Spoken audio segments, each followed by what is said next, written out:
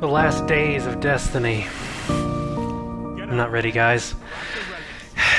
Unpopular sentiment, perhaps, but there it is. I'm not ready for the end of Destiny. See, in the past, finding a favorite game and playing it into the dirt left me starving for the sequel. I played a fair bit of Final Fantasy on NES, then really rocked out on Final Fantasy II on the SNES. Then I was beyond ready for Final Fantasy III. That became my new favorite. Playthrough after playthrough, with hours spent grinding ultimate casts in the T-Rex forest. Anyway, Final Fantasy was just one manifestation of my hobby. Even during any period of grinding out successive playthroughs, I'd still be playing other games, because the hobby was gaming. Once I started my current career as an attorney, I probably would have abandoned the gaming hobby altogether. Kids, work, limited free time, the usual. Not exactly an unheard of result. But then, my one buddy, he achieved his long-standing dream of working full-time on AAA games. Hey!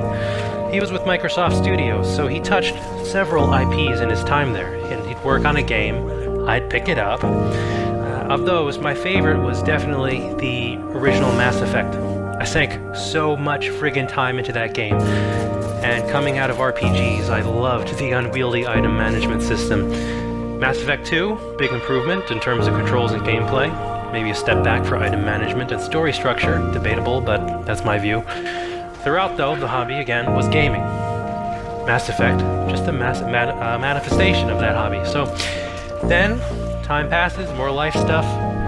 Life, kids, moving, longer work hours. The hobby was fading once more.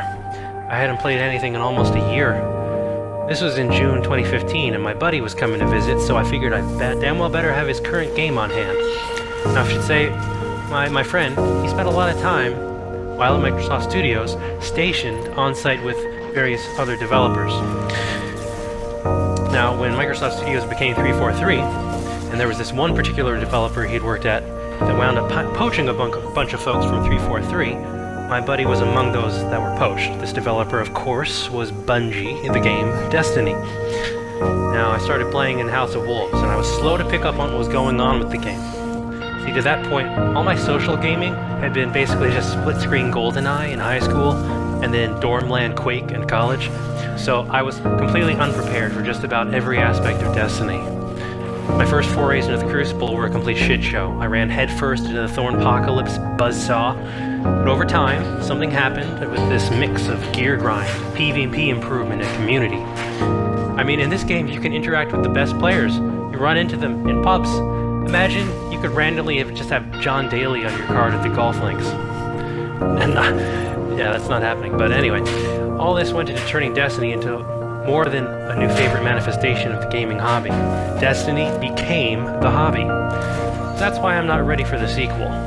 Destiny 2 isn't my hobby. Sure, it might become my new favorite game. It could even become my hobby, sure, but that's far from certain. This has never happened to me before. I mean, I've never had a hobby just kind of expire, go away. And it's already happening. The content drop. Player population drop off.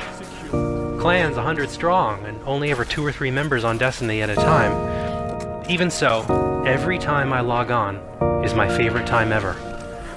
I'm scared of losing that feeling. So, no, I'm not ready. But we'll get there, Guardians. I hope.